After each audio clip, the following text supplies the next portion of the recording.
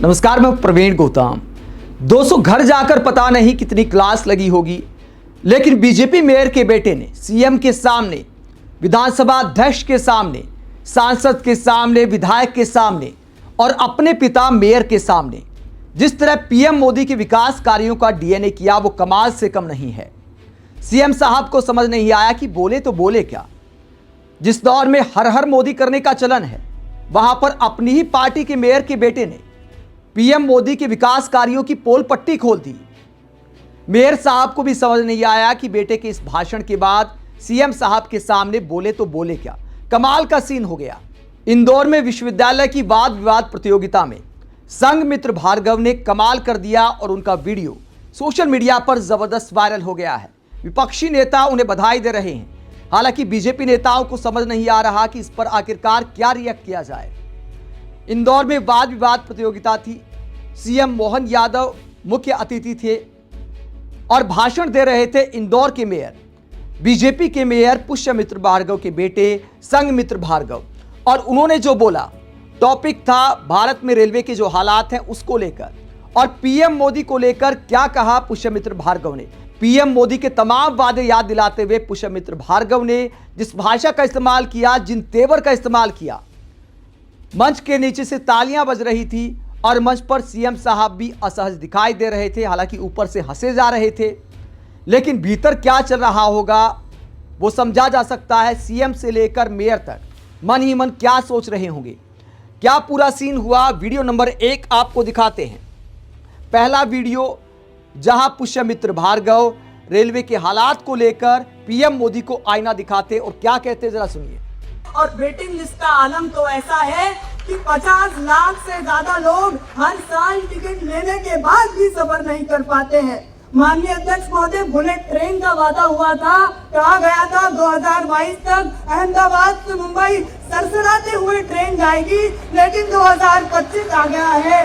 Bullet train तो नहीं, लेकिन वादा खिलाफी की रफ्तार जरूर दौड़ रही है। महोदय, करोड़ों रुपए खर्च हो गए, जमीन अधिग्रहण में घोटाले हो गए, लेकिन बुलेट ट्रेन सरकार की पावर पॉइंट प्रेजेंटेशन से बाहर नहीं आ पा रही है।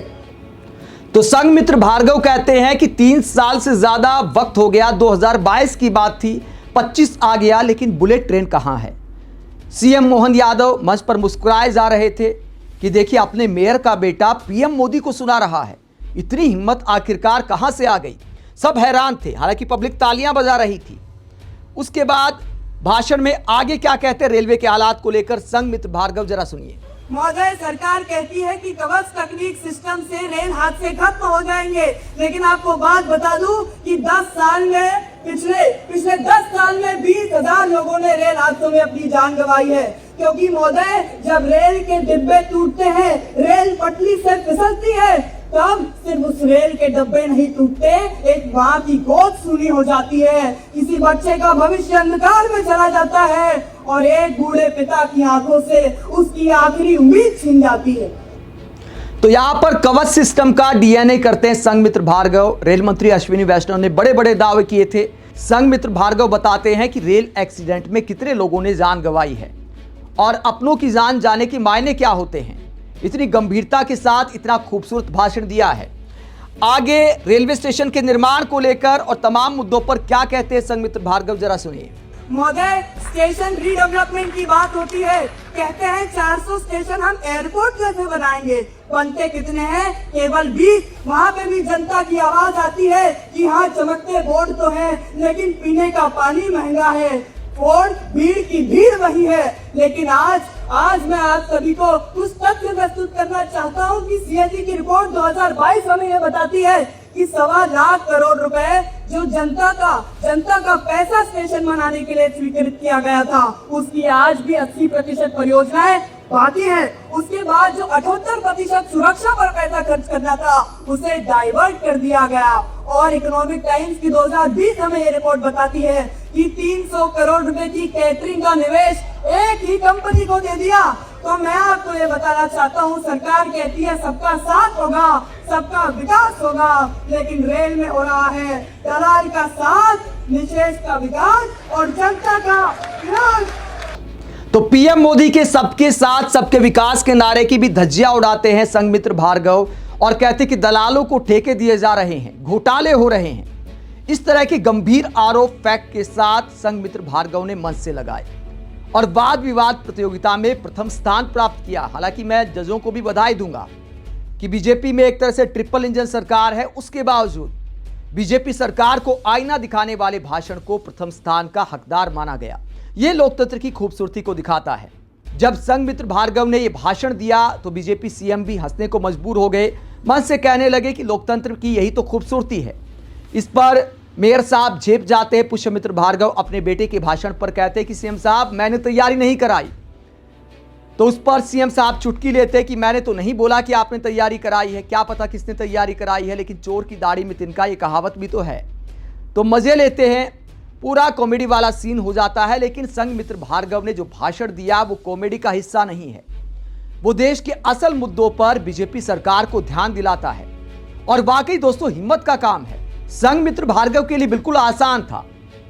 भाषण में राहुल गांधी की धज्जियां भी उड़ा सकते थे, मोदी सरकार की उपलब्धियां भी बता सकते थे, लेकिन जो काम एक छात्र को करना चाहिए वाद विवाद प्रतियोगिता में, जिस तरह के तेवर होने चाहिए, जिस तरह जनता की बात रखनी चाहिए, वो संघमित्र भार्गव ने करके दिखाया। इसीलिए विपक्षी नेता भी उनके मुरीद हो गए हैं। और क्या कहा जा रहा है, बड़े बड़े नेता संघमित्र भार्गव को बधाई दे रहे हैं। दिग्विजय सिंह ने पोस्ट करते हुए क्या कहा? दिग्विजय सिंह ने कहा कि संघमित्र भार्गव काफी प्रभावशाली वक्ता है, बधाई हो। तो ये वीडियो काफी वायरल हो रहा है। इसके अलावा कांग्रेस प्रवक्ता अतुल लोंदे पाटिल क्या कहते हैं?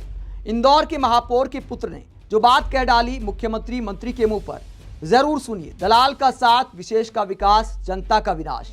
तो विपक्षी नेताओं को मुद्दा मिल गया है बीजेपी सरकार को घेरने का कि देखिए बीजेपी के परिवार के बेटे ही पीएम मोदी को आईना दिखा रहे हैं।